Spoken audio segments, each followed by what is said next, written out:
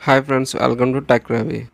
బెంగళూరుకు చెందిన ఒక ఆమె అయితే ఏకంగా భరణంగా నెలకు 6 లక్షలు కోరింది.